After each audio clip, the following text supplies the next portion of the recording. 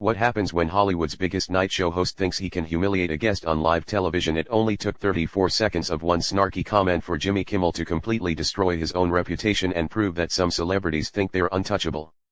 The lights were blazing hot in the studio. Mark Wahlberg walked onto that stage like he owned the place, which honestly he should have. The man had just finished promoting his latest action movie, and everyone knew he was there to talk about his craft, his family, and maybe drop a few laughs for the audience. But Jimmy Kimmel had other plans.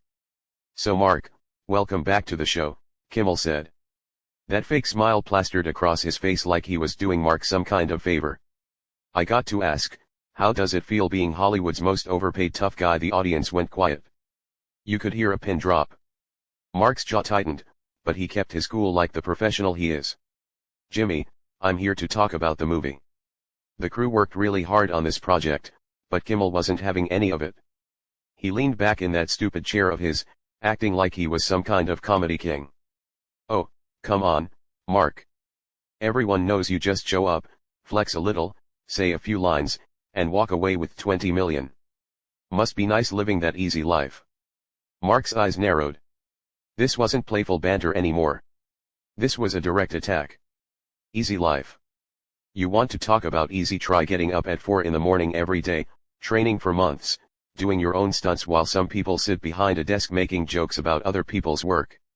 The temperature in that room just shot up 10 degrees. Kimmel's face changed. He wasn't expecting Mark to fire back like that. Whoa, somebody's getting a little defensive," Kimmel said, trying to play it off like he was still in control. "I'm just saying some of us had to work our way up the hard way. Not everyone gets handed movie roles because they have nice muscles." That was it. That was the moment Jimmy Kimmel crossed a line he should never have crossed. Mark sat forward in his chair and you could see the fire building in his eyes. "Hand it to me. Are you serious right now? Do you know what I was doing when I was 15 years old? I was on the streets trying to survive while you were probably in some fancy college somewhere learning how to make fun of people for a living." The audience was dead silent. Even the camera operators were holding their breath. This wasn't going according to anyone's script. Kimmel tried to laugh it off, but his voice cracked a little. "Hey, I'm just trying to have some fun here. It's all jokes, Mark. Relax. Relax.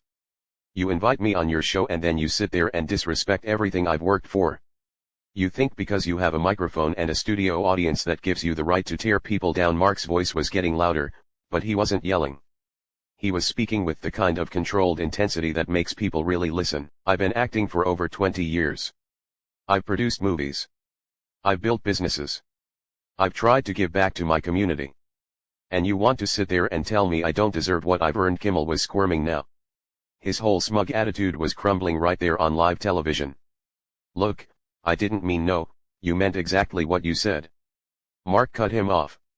"You thought you could bring me on here and make me look like some dumb musclehead for your audience to laugh at? But here's the thing, Jimmy. I didn't come from Hollywood royalty. I didn't have connections or rich parents. Everything I have, I fought for." The silence in that studio was deafening. You could see people in the audience shifting uncomfortably in their seats.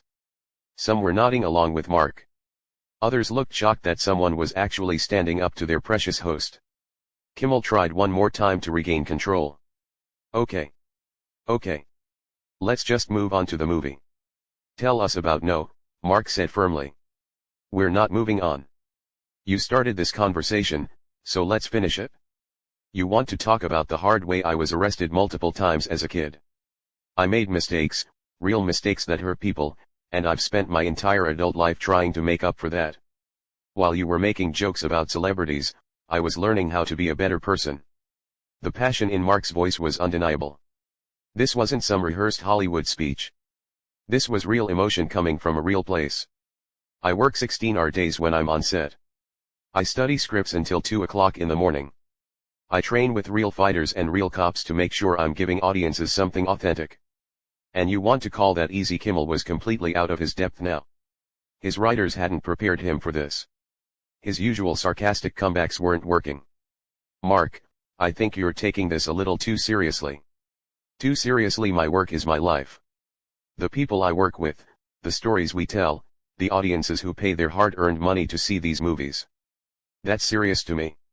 What's not serious is sitting behind a desk making cheap shots at people who are actually out there creating something.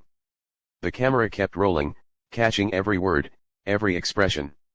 This was becoming something nobody had ever seen before on late-night television. You know what the difference is between you and me, Jimmy, Mark continued, his voice steady and powerful. When I mess up, when I fail, when I don't deliver what people expect, there are real consequences. Movies lose money, people lose jobs, fans lose faith, but you can say whatever you want, tear down whoever you want, and tomorrow night you'll be right back here doing the same thing to someone else. Kimmel looked like he wanted to be anywhere else in the world. His hands were shaking slightly as he reached for his coffee mug. You want to know what's really easy, Jimmy? Mark's voice cut through the tension like a blade. What's easy is hiding behind comedy. What's easy is pretending that tearing people down is just entertainment. Kimmel set his coffee mug down with shaking hands. He was trying to maintain that late-night host composure, but cracks were showing everywhere. Mark, I think we should probably take a commercial break. No breaks, Mark said, leaning forward. You wanted to have this conversation on live television, so let's have it. You think I don't know what you really think about actors like me? You think we're all just pretty faces with no substance? The audience was completely captivated. Now, some people had their phones out recording every second of this historic meltdown. I've been in this business long enough to know the difference between someone who respects the craft and someone who just sees us as punchlines, Mark continued. And right now, you're showing everyone exactly which one you are. Kimmel tried to laugh, but it came out as more of a nervous whiz. Come on, Mark. You're being way too sensitive here. It's just comedy. People expect me to roast the guests a little. Roast? Mark's eyebrows shot up. Is that what you call it? Because from where I'm sitting, it looks like you're just being mean for the sake of being mean. There's a difference between comedy and cruelty, Jimmy. The host was visibly sweating now under those hot studio lights. His usual confidence was completely gone. Look, if I offended you, I apologize. That wasn't my intention. Your intention? Mark shook his head. Your intention was to make me look stupid so your audience would laugh. Your intention was to boost your own ego by putting down someone who's actually accomplished something. Don't insult my intelligence by pretending otherwise. You could see the producers off camera frantically gesturing, trying to figure out how to handle the situation. But Mark wasn't done. You know what bothers me most about this? It's not even about me. It's about all the young actors, the ones just starting out, who have to sit in chairs like this and let people like you mock their dreams just to get their projects promoted. Kimmel was squirming like a fish on dry land. He kept looking toward the wings, probably hoping someone would rescue him from this disaster. I've been fortunate enough to make it in this business, so I can sit here and defend myself, Mark said, his voice growing stronger. But what about the kid from Boston or Chicago or wherever who works 3 jobs just to afford acting classes? What happens when they sit across from you and you decide their story isn't worth respecting? The power in Mark's words was undeniable. He was speaking truth to power in front of millions of people. Mark, I really think you're overreacting. Overreacting? Mark stood up from his chair. The entire studio went silent. Let me tell you what overreacting looks like. Overreacting would be me walking over there and showing you what a real tough guy actually does, but I'm not going to do that because I'm a professional. Kimmel's face went white. He was clearly terrified that Mark might actually come across that desk. Instead, I'm going to sit here and explain to you and everyone watching why what you're doing is wrong, Mark said, settling back into his chair with controlled authority.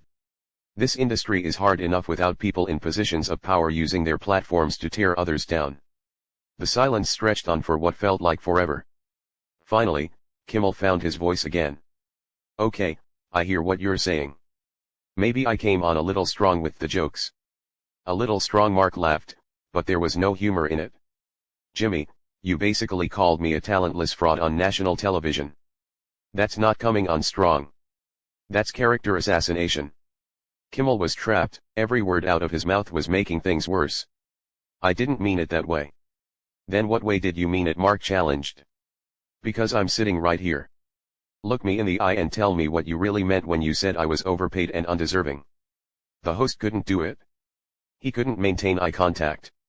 He kept looking down at his note cards, at the audience, at anything except Mark's face. That's what I thought, Mark said quietly. You can dish it out, but you can't defend it when someone calls you on it. The audience was completely riveted. This was better than any scripted drama they'd ever seen. You know what the saddest part is, Mark continued, you actually have talent. You're funny when you're not being cruel. You could use this platform to lift people up, to celebrate their achievements, to make people feel good about themselves.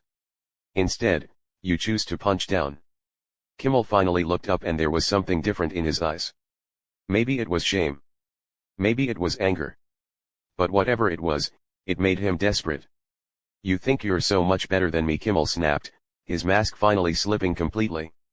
You think because you've made some action movies that makes you some kind of saint. Everyone knows about your past, Mark. Everyone knows you were a thug before you were an actor.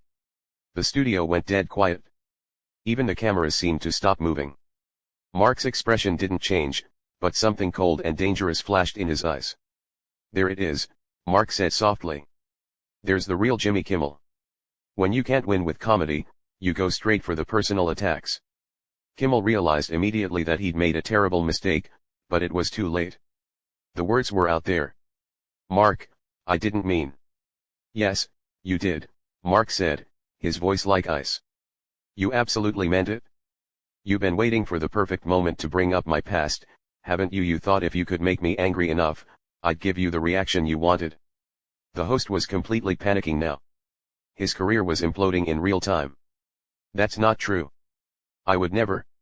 You just did, Jimmy. On live television in front of all these people, Mark stood up slowly, deliberately. The entire studio held its breath as he looked down at Jimmy Kimmel with a mixture of disappointment and controlled fury. You want to talk about my past? Mark's voice was quiet, but it carried to every corner of that silent studio. Fine, let's talk about it. Yes, I made mistakes when I was young. Serious mistakes that hurt people. And you know what I did about those mistakes? Jimmy Kimmel couldn't speak. He just sat there frozen in his chair like a deer caught in headlights. I own them, Mark continued, his voice growing stronger. I didn't hide behind comedy or pretend they were just jokes. I faced the people I hurt. I apologized. I worked to make things right. I spent years learning how to be a better person. The power in Mark's words was devastating. Every sentence hit like a hammer blow to Kimmel's crumbling facade. But what you just did, bringing up someone's past to hurt them on television, that's the kind of person you are right now, today, not 20 years ago, not when you were a stupid kid. Right now, Kimmel tried to interrupt, his voice cracking. Mark, please. I'm sorry. I shouldn't have. You're sorry? Mark's laugh was harsh and bitter.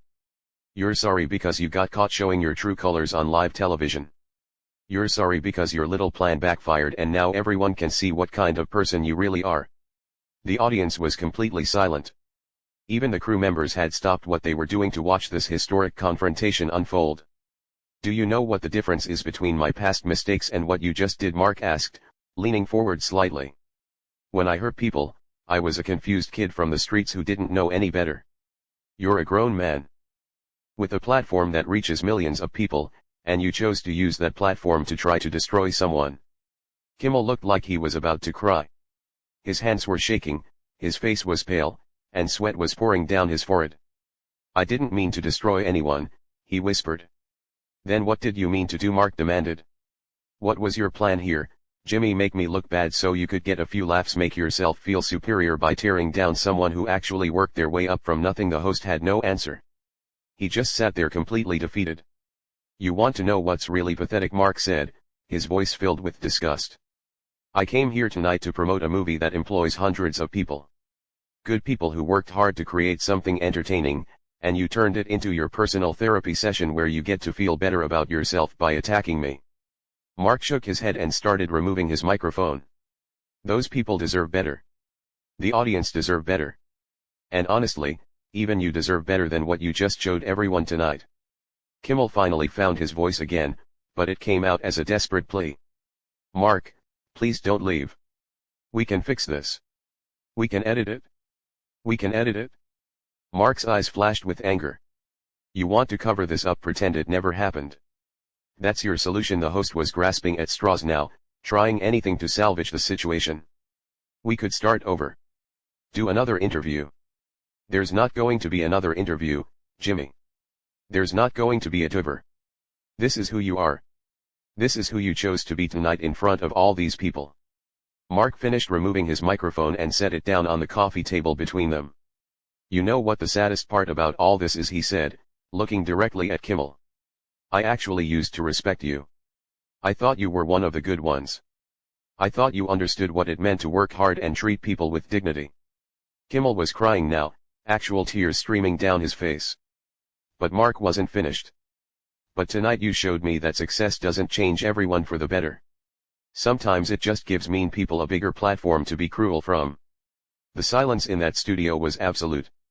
You could hear the air conditioning humming, the cameras quietly rolling, but not a single person made a sound.